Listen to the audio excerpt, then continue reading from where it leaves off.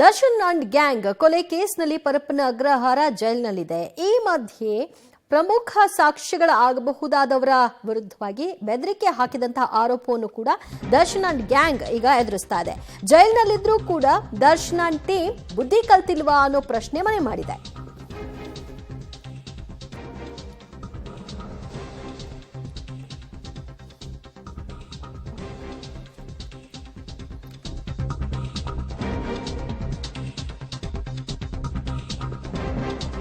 ನಲ್ಲಿ ನಟ Darshan and gang ಜೈಲು ವಾಸಿಯಾಗಿದ್ದು, ಜೈಲಿನಲ್ಲಿದ್ರೂ ಕೂಡ ದರ್ಶನ್ ಮತ್ತು ಪಟಾಲಂಗೆ ಬುದ್ಧಿ ಬಂದಂತೆ ಕಾಣಿಸ್ತಿಲ್ಲ. ರೇಣುಕಾಸ್ವಾಮಿ ಕೊಲೆಯ ಪ್ರಮುಖ ಸಾಕ್ಷಿಗೆ ಇದೀಗ ಬೆದರಿಕೆ ಒಡ್ಡಿರುವಂತಹ ಆರೋಪ ಈ ಗ್ಯಾಂಗ್ ಮೇಲೆ ಕೇಳಿ ಬರ್ತಾ ಇದೆ. ಪೊಲೀಸರ ಮುಂದೆ ಸಾಕ್ಷ್ಯ ಹೇಳಕೂಡದು ಅನ್ನುವಂತಹ ಬೆದರಿಕೆಯನ್ನ ಹಾಕಿದ್ದಾರಂತೆ ಈ ಪಟಾಲಂ. ಜೈಲಿನಲ್ಲಿದ್ದುಕೊಂಡೇ ಸಾಕ್ಷ್ಯ ನಾಶ ಮಾಡುವಂತಹ ಪ್ರಯತ್ನಗಳನ್ನ ಈ ಟೀಮ್ ನಡೆಸ್ತಾ ಇರೋ ಬಗ್ಗೆ ಆರೋಪ ಕೇಳಿ ಬಂದಿದೆ. ಸದ್ಯ ಪ್ರಮುಖ ಸಾಕ್ಷ್ಯ ಏನಿ ಪ್ರಕರಣಕ್ಕೆ ಪ್ರತ್ಯಕ್ಷದರ್ಶಿಗಳದ್ದು ಅದು ಬಹಳ ಇಂಪಾರ್ಟೆಂಟ್ ಆಗುತ್ತೆ. ಈ ಪ್ರಕರಣವನ್ನ ಆರೋಪಿಗಳನ್ನ ಅಪರಾಧಿಗಳು ಅಂತ ಪ್ರೂವ್ ಮಾಡೋ ವಿಷಯದಲ್ಲಿ. ಆದರೆ ಅವುಗಳನ್ನೇ ಪತ್ತೆ ಹಚ್ಚೋ ಮೂಲಕವಾಗಿ ಮುಚ್ಚಿ ಹಾಕುವಂತಹ ಕೆಲಸವನ್ನ ಬೆದರಿಕೆಯ ಮೂಲಕವಾಗಿ ಈ ಟೀಮ್ ನಡೆಸ್ತಾ ಇದೆ ಅನ್ನುವಂತಹ ಒಂದು ಮಾತು ಪೊಲೀಸ್ ವಲಯದಲ್ಲೇ ಕೇಳಿ ಬರ್ತಾ ಇದೆ. ಅದಕ್ಕೆ ಸಂಬಂಧಪಟ್ಟ ಹಾಗೆ ಪೊಲೀಸರು ಕೂಡ ಪ್ರಮುಖ ಸಾಕ್ಷ್ಯದಾರರನ್ನ ಧೈರ್ಯ ತುಂಬಿ ಯಾವುದೇ ರೀತಿಯ ಬೆದರಿಕೆಗಳಿಗೆ ಬಗ್ಗಬೇಡಿ ಅಂತ ಹೇಳೋ ಮೂಲಕವಾಗಿ ವಿಶ್ವಾಸದಲ್ಲಿಟ್ಕೊಂಡಿದೆ. ಪೊಲೀಸರ ಮುಂದೆ ಸಾಕ್ಷ್ಯ ಹೇಳದಂತೆ ಡಿ ಗ್ಯಾಂಗ್ ಬೆದರಿಕೆ ಹಾಕಿದಂತಹ ಆರೋಪ. ರೇಣುಕಾಸ್ವಾಮಿ ಕೊಲೆಯ ಪ್ರಮುಖ ಸಾಕ್ಷಿಯಾಗಿದ್ದಂತಹ ವ್ಯಕ್ತಿ ಕೊಲೆ ಕೇಸ್ನಲ್ಲಿ ಯಾವ ಮಾಹಿತಿಯೂ ಕೂಡ ಪೊಲೀಸರ ಮುಂದೆ ಹೇಳಕೂಡದು ಅಂತ ಆವಾಜ್ ಹಾಕಿದ್ದಾರೆ. ಅನ್ನಪೂರ್ಣೇಶ್ವರಿ ನಗರ ಠಾಣೆಯಲ್ಲಿ ಈ ಕುರಿತಾಗಿ ಎನ್ಸಿಆರ್ ಸಹ ದಾಖಲಾಗಿದೆ. ಜೈಲಿನಲ್ಲಿದ್ದುಕೊಂಡೇ ಸಾಕ್ಷಿಗಳಿಗೆ ಆರೋಪಿಗಳಿಂದ ಬೆದರಿಕೆ ಒಡ್ಡಿರುವಂತಹ ಆರೋಪ. ಪೊಲೀಸರ ಮುಂದೆ ಸಾಕ್ಷಿ ಹೇಳಕೂಡದು, ಯಾವುದೇ ಮಾಹಿತಿಗಳನ್ನ ನಾನು ನೋಡಿದ್ದೀನಿ, ನಾನು ಇದಕ್ಕೆ ನಾನು ಪ್ರತ್ಯಕ್ಷದರ್ಶಿ ಅನ್ನುವಂತಹ ವಿವರಣೆಯನ್ನ ಕೊಡಕೂಡದು ಅನ್ನುವಂತಹ ತಾಕೀತನ್ನ ಡಿ ಗ್ಯಾಂಗ್ ಮಾಡಿರುವಂತಹ ಸಂಬಂಧಿತವಾಗಿ ಅನ್ನಪೂರ್ಣೇಶ್ವರ ನಗರ ಠಾಣೆಯಲ್ಲಿ ಎನ್ಸಿಆರ್ ಸಹ ದಾಖಲಾಗಿದೆ. ಈ ಪ್ರಕರಣದ ಪ್ರಮುಖ ಸಾಕ್ಷಿ ಈ ವ್ಯಕ್ತಿಗೆ ಬೆದರಿಕೆಯನ್ನ ಒಡ್ಡಿದ್ದಾರೆ. ನಿರಂತರವಾಗಿ ಮುಂದಿನ ದಿನಗಳಲ್ಲಿ ಏನಾಗಬಹುದು ಅನ್ನುವಂತಹ ತಾಕೀತನ್ನ ಮಾಡಿದ್ದಾರೆ. ಯಾವುದೇ ವಿವರಣೆಯನ್ನ ಯಾವುದೇ ಮಾಹಿತಿಯನ್ನು ಕೂಡ ಪೊಲೀಸರ ಮುಂದೆ ಕೊಡಕೂಡದು, ನೀನು ಈ ಪ್ರಕರಣದಿಂದ ದೂರ ಸರಿಬೇಕು ಅನ್ನುವಂತಹ ನಿಟ್ಟಿನಲ್ಲಿ ಬೆದರಿಕೆ ಹಾಕಿರುವ ಆರೋಪ ಕೇಳಿಬಂದಿದೆ. ಈ ಬಗ್ಗೆ ಮತ್ತಷ್ಟು ಮಾಹಿತಿ ಪಡೆಯೋಣ ನಮ್ಮ ಪ್ರತಿನಿಧಿ ನರಸಿಂಹಮೂರ್ತಿಯಿಂದ. ನರಸಿಂಹಮೂರ್ತಿ, ಜಾಮೀನಿನ ಮೇಲೆ ಹೊರಕ್ಕೆ ಬಂದಾಗ ಪ್ರಭಾವಿ ಇದ್ದಾರೆ, ಸಾಕ್ಷಿದಾರನ ಮೇಲೆ ಪ್ರಭಾವ ಬೀರಬಹುದು, ಸಾಕ್ಷ್ಯ ನಾಶಪಡಿಸಬಹುದು ಅನ್ನುವಂತಹ ಗುಮಾನಿಗಳು ವ್ಯಕ್ತವಾಗುತ್ತೆ. ಆದ್ರೆ ಜೈಲಿನಲ್ಲಿರುವಾಗಲೇ ಈ ಒಂದು ಅನುಮಾನ ವ್ಯಕ್ತವಾಗ್ತಾ ಇದೆಯಾ? ಎನ್ಸಿಆರ್ ನಲ್ಲಿ ಏನು ಉಲ್ಲೇಖ ಆಗಿದೆ? ದಿವ್ಯಾ, ರೇಣುಕಾಸ್ವಾಮಿ ಕೊಲೆ ಪ್ರಕರಣದಲ್ಲಿ ದರ್ಶನ್, ಪವಿತ್ರ ಗೌಡ ಸೇರಿದಂತೆ 17 ಮಂದಿ ಅರೆಸ್ಟ್ ಆಗಿದ್ದಾರೆ.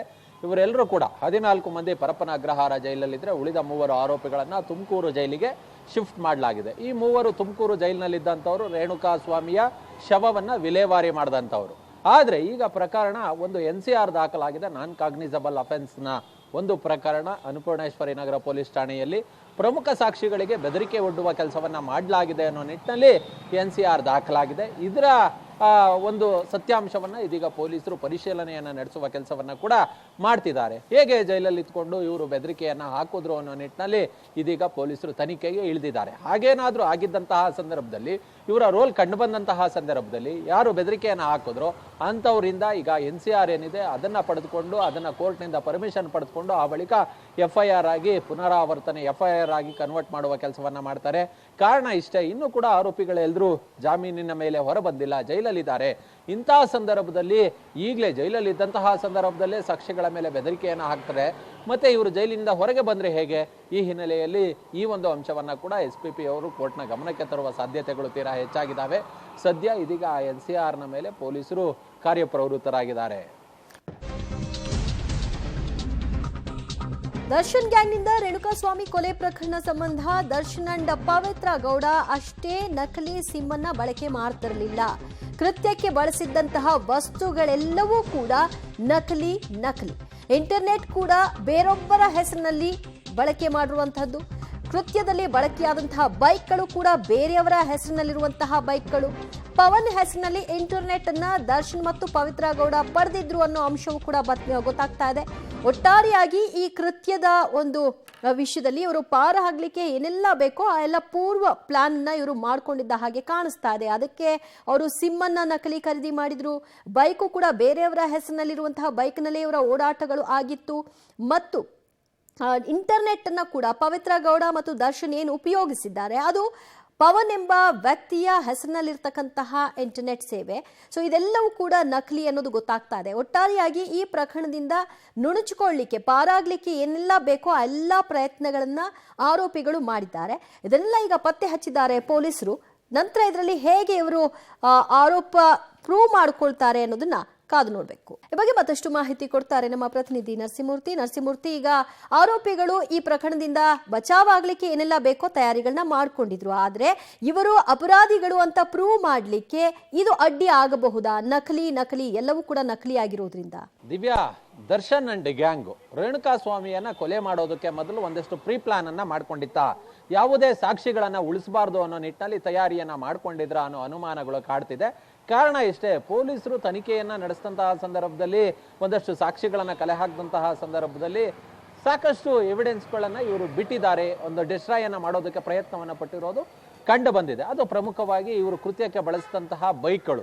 ಅದರಲ್ಲಿ ವಿನಯ್ ಮತ್ತೆ ಪ್ರದೋಷ್ ತಮ್ಮ ವೆಹಿಕಲ್ಗಳನ್ನ ಬಳಸಿದ್ರೆ, ಉಳಿದವರೆಲ್ಲರೂ ಕೂಡ ಬೇರೆ ಬೇರೆ ಹೆಸರಿನಲ್ಲಿರುವಂತಹ ಬೈಕ್ಗಳನ್ನ ಬಳಕೆ ಮಾಡಿದ್ದಾರೆ.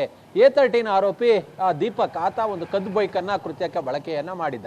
ಅದನ್ನ ಹೊರತುಪಡಿಸಿದ್ರೆ ಕೆಲ ನಕಲಿ ಸಿಮ್ಗಳನ್ನ ಕೂಡ ಬಳಕೆ ಮಾಡಿ ಆ ಬಳಿಕ ಡಿಸ್ಟ್ರಾಯ್ ಮಾಡುವ ಕೆಲಸವನ್ನ ಮಾಡಿದ್ದಾರೆ.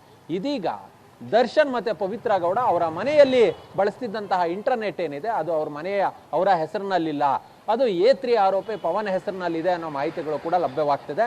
ಇದೇ ಇಂಟರ್ನೆಟ್ ಅನ್ನ ಬಳಸಿಕೊಂಡು ಅವತ್ತು ಕೃತ್ಯ ನಡೆದಂತಹ ಸಂದರ್ಭದಲ್ಲಿ ಶವವನ್ನ ವಿಲೇವಾರಿ ಮಾಡೋದಕ್ಕೆ, ವಾಟ್ಸಪ್ ಕಾಲ್ ಮಾಡೋದಕ್ಕೆ ಈ ಇಂಟರ್ನೆಟ್ ಅನ್ನ ಬಳಸ್ಕೊಂಡಿದ್ದಾರೆ ಅನ್ನೋ ಮಾಹಿತಿಗಳು ಕೂಡ ಲಭ್ಯವಾಗ್ತಿದೆ. ಹೀಗಾಗಿ ಎಲ್ಲವೂ ಕೂಡ ಒಂದ್ ರೀತಿ ಬೇರೆ ಬೇರೆ ನಕಲಿಯಾಗಿ ಅವರ ಹೆಸರಿನಲ್ಲಿ ಇಲ್ದಂತಹ ದಾಖಲೆಗಳನ್ನ ಬಿಡಬಾರ್ದು ಅನ್ನೋ ನಿಟ್ಟಿನಲ್ಲಿ ಬೇರೆ ಬೇರೆಯವರ ಹೆಸರಿನಲ್ಲಿ ಇದ್ದಂತಹ ಬೈಕ್ಗಳಿರ್ಬೋದು, ನಕಲಿ ಸಿಮ್ ಕಾರ್ಡ್ಗಳಿರ್ಬೋದು, ಇದೀಗ ಇಂಟರ್ನೆಟ್ ಈ ರೀತಿಯಾಗಿ ಬಳಸ್ಕೊಂಡು ಪ್ರಕರಣದಿಂದ ತಪ್ಪಿಸ್ಕೊಳ್ಳೋದಕ್ಕೆ ಪ್ರಯತ್ನವನ್ನ ನಡೆಸಿದ್ರು ಅನ್ನೋದು ತನಿಖೆಯಲ್ಲಿ ಗೊತ್ತಾಗ್ತಿದೆ. ಥ್ಯಾಂಕ್ ಯು ಮೂರ್ತಿ, ನಿಮ್ಮೆಲ್ಲ ಮಾಹಿತಿಗೆ.